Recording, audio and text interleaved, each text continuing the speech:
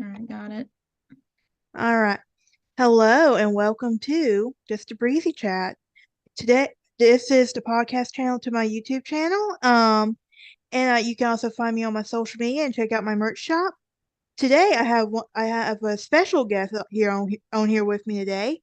Her name is Gabby, and she is one of my favorite people. He's also a fellow Ravenclaw like me. Um, Mm-hmm. and also never bring Cajun food around her if you don't know how to make it. Alright. Me and so I actually met Gabby when I was at Wallace. It was actually through Rotaract we actually met. Do you remember that? Oh yeah, I remember that vividly. Yeah. And as it turns out, me and you actually both have something in common. We're the first Mm-hmm. in our family. Well, we have a lot in common, but we're the first in our families to to graduate from college. Indeed. Indeed. In fact, I think we met during the time when we were doing that retreat thing, if you remember correctly. It was somewhere. It's like I think it was like you remember like the posters for like the blood drive that we never used. Oh yes, yeah, I do remember that. Like Charlie introduced us to Canva and all that stuff. Like we were doing the blood drive thing, and then all of a sudden they were like saying, no, we're not going to use the posters that we made. We're gonna be using this posters. And honestly, the ones we made were a lot more pretty. It was pretty nicer looking. The ones that they use officially was just like what's the personality in that? I know, but I do thank her for introducing me to Canva because I have been using it a lot for promotional stuff. Mm-hmm. Yeah, I'll be our but sponsor. yes. So, like, what's it like for you being the first in your family? What does that mean to you exactly? Oh, well, it makes things a lot harder in terms of what to expect and when going to college because I've heard like horror stories from people that are like my parents' age saying, "Oh, if you go to college, like the teachers will try to trick you and they'll give you a study guide that's supposed to be on the test but is actually not in the test at all."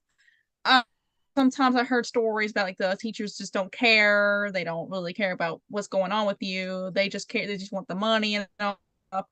And I'm doing like a STEM major, like which is like science, technology, engineering, medicine, all that stuff. And that's even worse because I mean, none of my family were into that kind of stuff, so I was pretty much on my own. Yeah. Well, I know for me, my mom had me as a teenager, literally. Mm-hmm. Like, she didn't even know she was pregnant with me until like 4 months in. And she had already had my sister, so. Mm. But Um, because I knew at an early age for me that I was gonna go to college, and I knew I wasn't gonna have the help of my parents to help me with that. A lot of it, a lot Mm-hmm. of it, I was gonna have to figure out on my own. Yeah, yeah. That was another thing, remember correctly, is that my parents told me that like they would like tell me, okay, like research about like the tuition and all that stuff. You gotta learn about loans, you gotta learn about FAFSA, all that stuff that's been going on because my parents don't know jack squat about how to handle this stuff. They just say, yeah, you're gonna have the research on your own and Mm. hope for the best. I think the closest for me that I got was like hearing my high school counselors talk about it at least once, but nobody Mm-hmm. in my family never really talked about like financial aid and stuff like that. Mm-hmm. So Yeah. I think I remember telling me that when he planned on going to college a long time ago, and he told me that the FAFSA stuff didn't really exist during his time. So this is kind of a new thing. So actually kind of glad that, we had counselors that would tell us about what FAFSA is. That way we didn't go into the college just, like a fish out of the water kind of thing. yeah, which I literally like I came from below the poverty line, so just Mm-hmm. to like so for me, it's actually me. I'm breaking the cycle because most of my family ends up are below the poverty line, in which I'm in a way I'm grateful for growing up like that because it gave me Mm-hmm. a work ethic that I needed. Indeed. And oh, I You're think good. did your okay, good. I was thinking It that does. you It muted. does that. It does that every once in a while. Yeah, the internet Coleman kind of sucks. Yeah. Well, we just had a storm come through here, so Oh yeah, we're getting like ransacked by storms right now. you're probably catching what we have coming. Yep. Yep. But yeah. No, it's crazy. Like I know in school, like going to like it was preached about going to college. Like I don't Mm-hmm. know if it was like that for you, but for us, they preached about going to college is what you want to do. Mm-hmm. Like, did you take a year off? Or did you jump into college? I jumped in straight to college. I just said, no, there's no time to waste. I'm gonna get my degree like right now. I know what I want to get into. So I said once I got out of high school, I just said, yeah, I'm gonna go straight to college. Well, yeah, I see. I knew like my senior year, like there is no way I could go to college emotionally and mentally. Like I could not do it. Like I spent literally 13 years in school that I just needed a break for 1 year so I could figure out what Mm-hmm. I wanted to do because I've seen a lot of people like go to college directly after high school and drop out like literally after that first year or even that first semester. Mm-hmm. And that's kind of another thing that I have grievances about universities. Community college kind of different, but for universities, they tend to give scholarships to the freshman people that just and then just kind of like not give the money to like people who are sophomores or seniors or whatever. Be actually committed to being in the university and not just going into the university and testing it out and then all of a sudden, oh, I'm not cut for this, I'm dropping out. It's just like a waste of money. Yeah. Which and honestly, like I know when I first started Wallace, like I had someone tell me about Wallace because I didn't know anything about it. Mm-hmm. Like I just knew like because my dream school was Auburn. That was my dream school. Mm-hmm. Mm-hmm. It still is technically, but Still is. but like when I started at Wallace, it was like literally a year after I moved to the Warrior area. So Mm-hmm. um and then I started at Wallace, which my first year, I'll be honest, like I did not talk to anybody. I was like that socially awkward person who just went to class and didn't say anything. Like, what about you? Like, how was it for you, like adjusting from being in high school to college? Oh, I was glad I was out of high school. I was completely glad. I was like, all that drama of the high school with the cliques and the popular stuff, that was just thrown out the window. In I fact, I do remember vividly my professor, my first class I went to, my professor said, hey, you're in college now, you're an adult now. So all that stuff you had in high school, that drama, that clique stuff, that don't fly here. I think That the don't fly hardest, here. yeah, I think the hardest part for me was that like once I started Wallace and stuff, it's like everybody kind of already knew each other, so it was kind of hard Mm-hmm. trying to be like, how do you just randomly go up to a group, say, "Hi, I'm so and so. I want to be part of your group." Well, that's why That was Rotaract exists. which I didn't really join Rotaract. It was actually Emily was actually my first friend at Wallace. Oh yeah. Yeah, we had the same biology class and we sat next to each other that whole semester.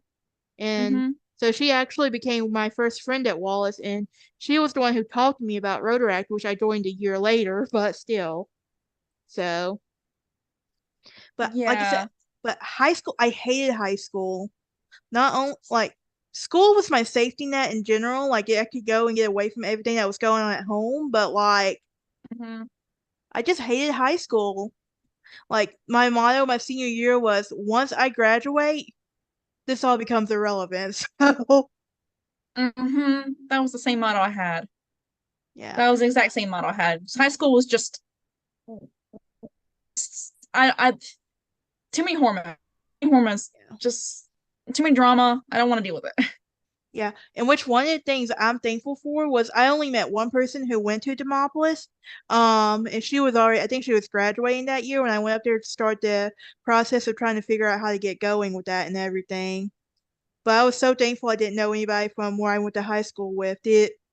Like when you started Wallace, was there a lot of people that you went to high school with that you saw?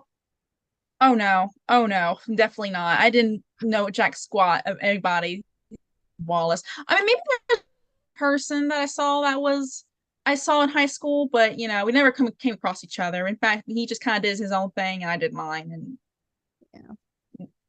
so, Oh yeah. And it's like I don't know about you, but like just trying to figure everything out at Wallace. Like I'm so thankful that you could go meet with your advisor without an appointment. I am so thankful for that. But like it was hard too at the same time because you're still navigating on like how do I do this and how do I do that and like what's best for me on that. yeah, you did have to do an appointment on universities though. That's the only problem. That's kind of the benefits about community college is that it's more personal while university's more, I don't know how to describe it. It's a Yeah. bit institutionalized, I guess you'd say. Yeah, and I actually love the fact that I started Alpha at Wallace. So I agree. I because vehemently agree. one, I was able to change my major. We're not gonna say how many times, but I was also able to kind of, kind of make friends, get out of my shell, and get that confidence level I needed. So, Mm-hmm. like, but here's the one thing I wish like universities would do is like your freshman year or whatever they have like this program for you where if you're gonna major in this field that they have like internships set up for you that's where you can apply that summer so you can start or during the semester and start getting experience. Oh my gosh, you're preaching to the choir. That's something I kind of wish they did do that, especially Wallace. Wallace definitely needs to, have more opportunities for people who are doing STEM majors, like transferring for biology or transferring to chemistry. Yeah. Because when I went to transfer university, I mean, I was like I said, it was like a fish out of the water thing, and this was also during the pandemic. And Oh how I yeah. managed to land in the internships, it was a miracle. Oh yeah. So I kind of wish Wallace would offer more of that kind of like internships for science majors because I mean that was difficult. Well, I know for being a paralegal major, like we had to do an internship. Like Hmm. that was what we could do. We did that. I did that during the summer. So, Mm-hmm. but at the time, like I was already work. I worked another job before I did that internship, so I was able to start gaining. I got fortunate enough to gain a job while I was still working in that program. So, but because I know legal and science field is a lot different than it seems. Mm-hmm. So, but yeah, It's a lot like different. but you did one of the hardest majors though at UAB. One of the hard, I think the hard, I think I remember, I don't know if it's my advisor that told me this or some student that told me this, but I do remember like this person saying that chemistry is like probably the second hardest major in like either the state or the country. And engineering, I heard, is actually the top. Like it's the hardest one. Yeah. Yeah. Like, okay, what's the one thing from high school that you were shocked to find out that when you went to college? Like, completely was not like you expected when you went to college, that teachers grilled in you.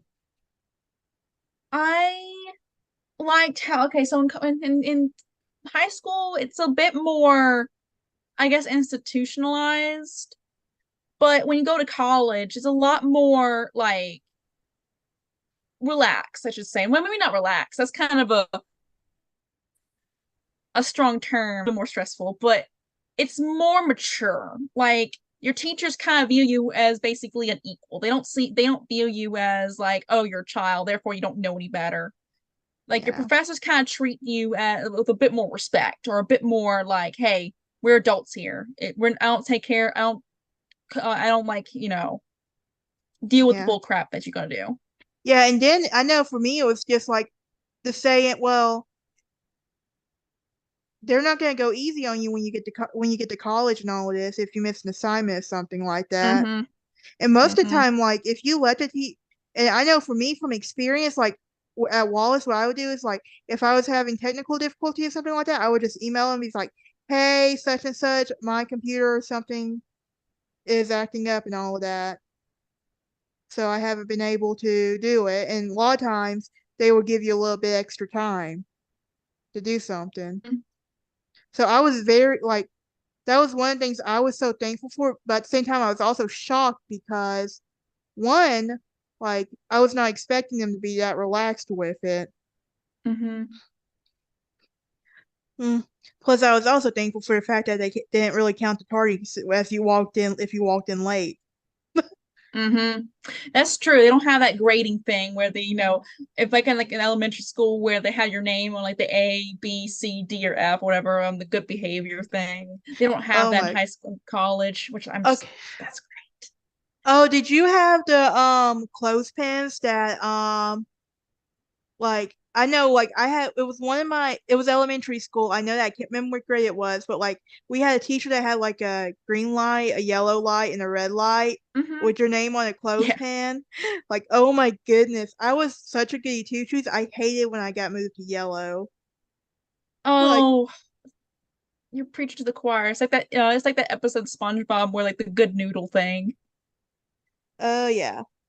Let's see. I'm trying to think. Like, I know for me, like also I think one of the hardest part, shocking part was me is that I was able to do 7 hours in school 5 days a week. And yet when I get to Oh, college, it's like 4 to 5 hours, like 4 to 5 classes, and I'm like, how? Why, why am I struggling with some of this stuff? Like keep trying to keep up with it. Like, mm-hmm. but yeah. But like so you like I know like tell me like why did you decide UAB? Well, because one is closer to my house than like University of Huntsville, Yeah. and two is also because the fact like it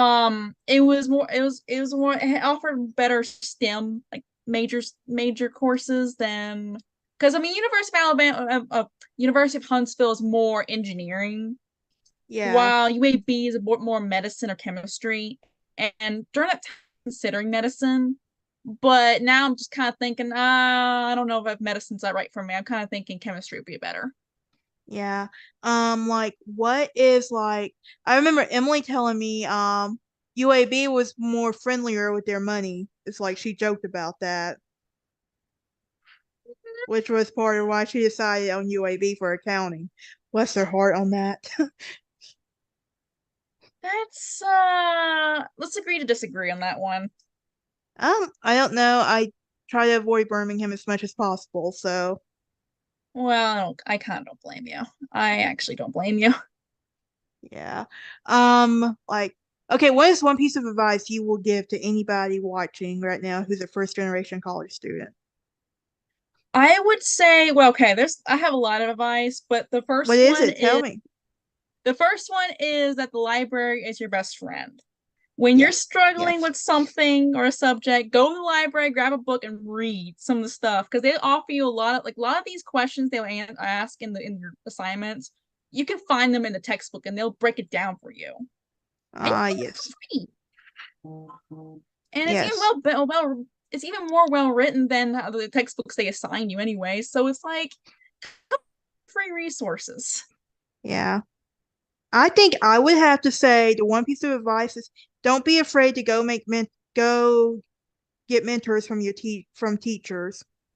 Mm-hmm. Mm-hmm. That's another one. And especially for STEM major stuff.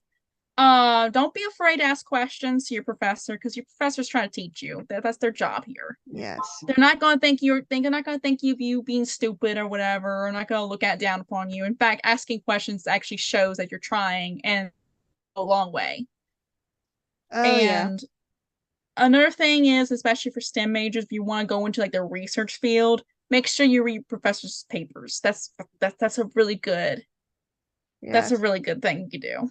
And I know like especially when we went to online, I think Quizlet was really what saved me, especially with accounting and Yes. economics. Yes. Quizlet. Godsend and Memorize is a good one too. I highly recommend Yes. Memorize. Which I was so thankful when we went online that I did not have to do any science classes. So thankful for that. Oh. I was very fortunate when it came to that. Not for me. We got the short of the stick. Yes. All right. What we're gonna let's do okay, what is the biggest thing before we get off here you want anybody to know about being a first generation college, you just want to let them know? Like, what's the biggest thing? That's like a better advice, or Like like, if you could just give a message to any first generation college student who's considering it, is stressing out about it and everything else. well, it's mainly okay. My advice on that is like basically go at your own pace. Yeah. You don't have to rush on anything. If it takes you about 5 or 6 years to get your bachelor's degree, then so be it. That's just kind of how it goes. They don't people rush you or anything. Take time for yourself to make the decision for yourself. Don't Yeah. let anybody else influence you to make your decisions for you. Yeah. I think I would tell hey, look, this is your journey. You take the time to do what you want to do. And if you have a mental breakdown or two, that's okay. It's So, perfectly fine. I yeah. mean, I can't tell you how many times I had mental breakdowns and when I was doing my chemistry studies during the pandemic. That was a very rough time. All right. Yeah. All right. Well, that's going to be it for this episode of the podcast. Thank you, Gabby, for appearing. Um, I will talk to you later, and you have fun down there in Alabama with these storms. I will. Thank you, Brittany, for inviting me. You're welcome. Bye.